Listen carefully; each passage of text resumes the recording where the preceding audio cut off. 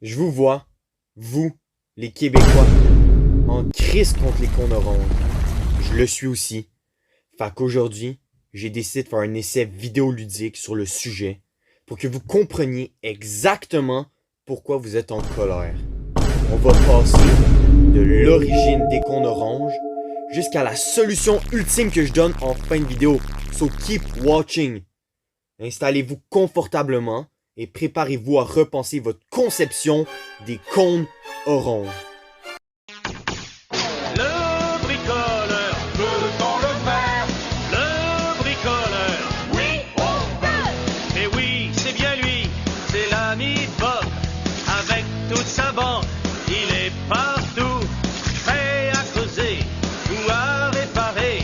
Il répond présent, il s'appelle Bob. Le bricoleur, Peut-on le faire?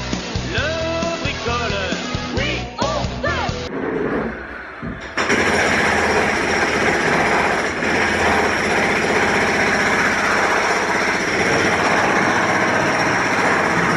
Montréal est au Québec. Québec est dans le nord de l'Amérique du Nord. Les conditions environnementales de ce coin nordique sont donc propices aux phénomènes climatiques les plus extrêmes lors des périodes hivernales. Il pleut, il neige, puis il neige en même fucking temps. Ainsi, les routes bétonnières que cette province possède sont testées annuellement par Mère Nature.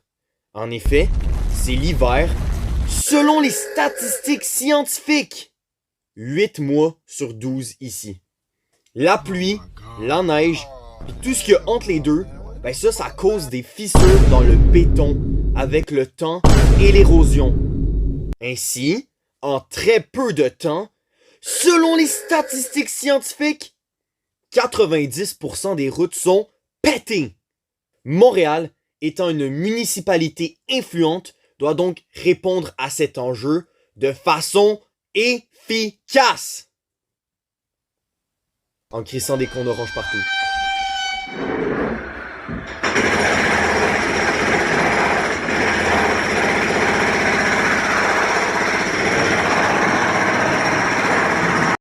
Voici un idéal type d'un cône orange.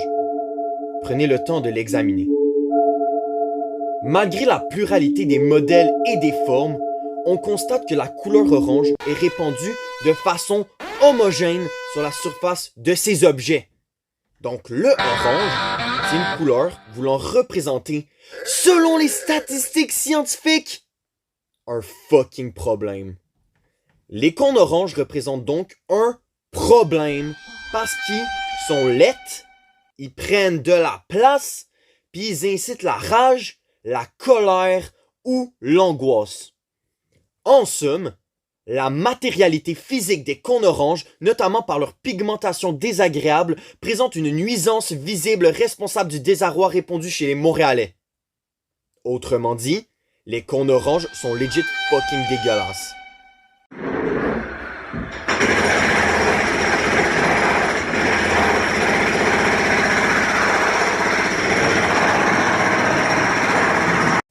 Malgré la problématisation concrète qui vient juste d'être présentée, il est maintenant temps de comprendre l'influence idéologique dans votre tête des cônes oranges dans les représentations collectives montréalaises et même, si je peux me permettre, mondiales.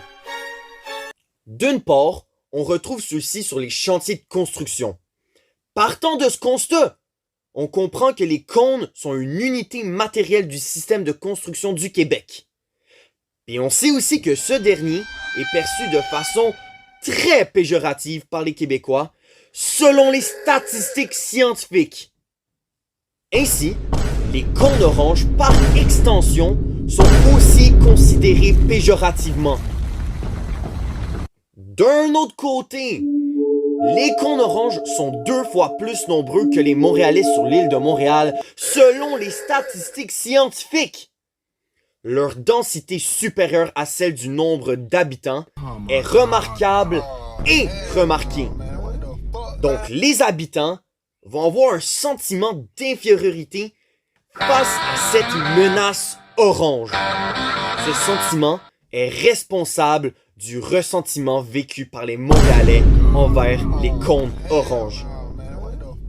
Bref, les mentalités montréalaises considèrent collectivement que les cônes oranges sont des détriments municipaux, des déchets objectivement encombrants et des menaces à leur bien-être. Bref, les cônes oranges sont fucking partout et sont fucking chiants.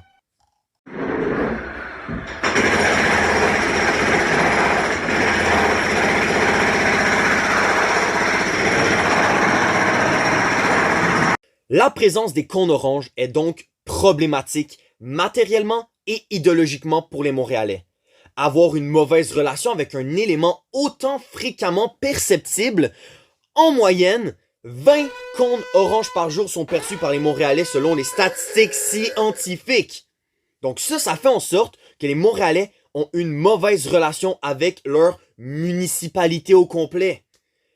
Donc, on constate des rants de toutes sortes sur le sujet, de Montréalais fâchés dans leur char.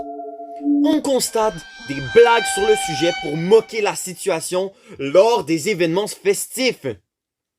On constate aussi une diminution significative de la réputation de Montréal à l'échelle locale et par extension mondiale. On comprend donc que l'impact néfaste de ces objets dépasse les limites de leur conceptualisation puisqu'ils sont responsables, selon les statistiques scientifiques, 1. D'une baisse de moralité civile moyenne à l'année longue. 2. D'une complexification de rentrer, de sortir ou de se promener en voiture à Montréal. 3. D'une réputation en déclin au niveau local et mondial. Et 4. D'une pollution visuelle omniprésente dans le quotidien. On attend la fucking réforme, Legault.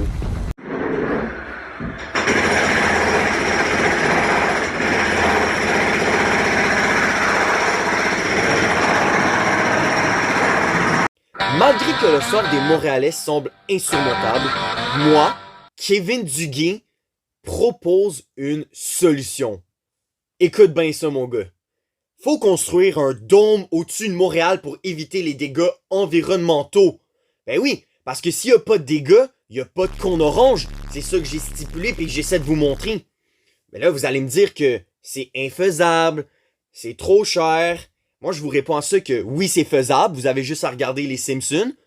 Pour tous ceux qui disent que c'est trop cher, ben moi, je vous réponds qu'on a juste à prendre le budget du troisième lien pour financer ce nouveau projet qui est déjà beaucoup plus sensé et légitime. Alors voilà, merci de votre écoute. On se revoit bientôt. Le bricoleur Peut dans le faire? Le bricoleur Oui, on peut! Et oui, c'est bien lui, c'est l'ami Bob, avec toute sa